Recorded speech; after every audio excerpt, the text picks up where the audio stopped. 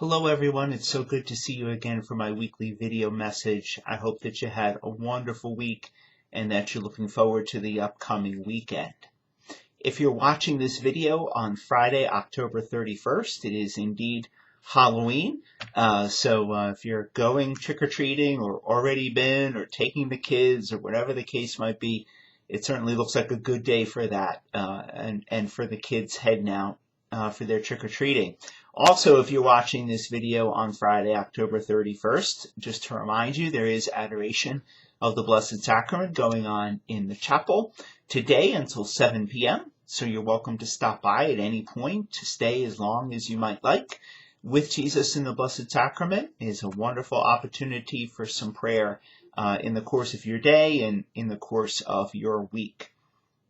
Of course, tomorrow is Saturday, which is All Saints' Day. And this year, All Saints' Day is not a holy day of obligation.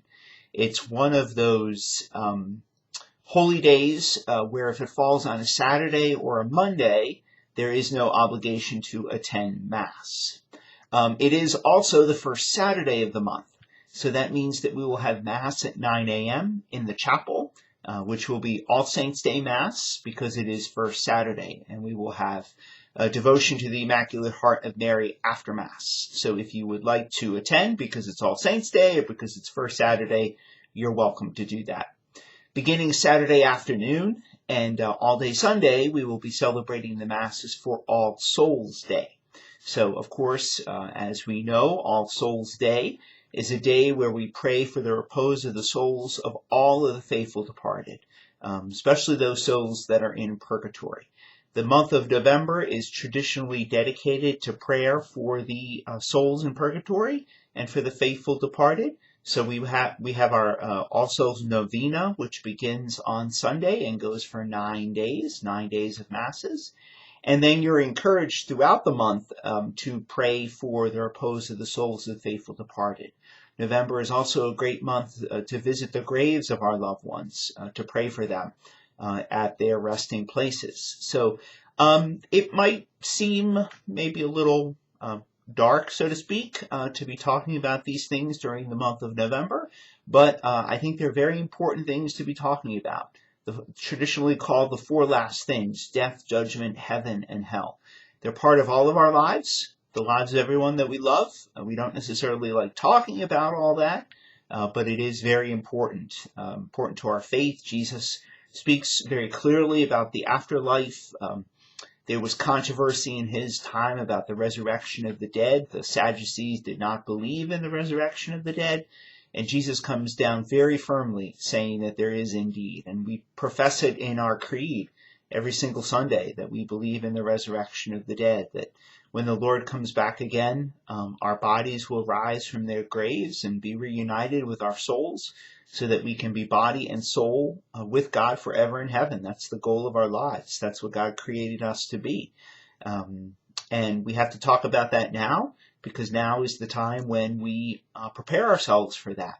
You might use the image of the potter molding the clay. Now's the time where we get molded to receive the fullness of God in eternity. So we want to keep that in mind during this month. In church, near the baptismal font, we'll place our book of remembrance. So I invite you to write in that book the names of any of your loved ones who have passed away. If you've written them in there before, there's no need to write them again. We continue to pray for everyone who's in there. This Sunday at the 11 o'clock Mass, we will be having our annual Mass of Remembrance, where we read the names of everyone whose funeral took place here at St. Mark over the course of the last year. We invite their loved ones to come back and light a candle in memory of them. So that will be at the 11 o'clock Mass this Sunday, which is All Souls Day. Looking forward to some events, we have our Bull and Oyster Roast, which is next Saturday, November 8th. From 7 to 11 p.m. If you haven't gotten your tickets for that, I'd encourage you to do so as soon as possible. And then also the 300 Club. This is the last weekend for the 300 Club. The winners will be chosen at the Bull and Oyster Roast. So again, a $25 ticket gives you a chance to win the $2,000 top prize. and a $500 runner-up prize. There are only going to be 300 tickets sold, so your chances are much better at that than playing the lottery. So if you haven't gotten your tickets, I would encourage you to do so.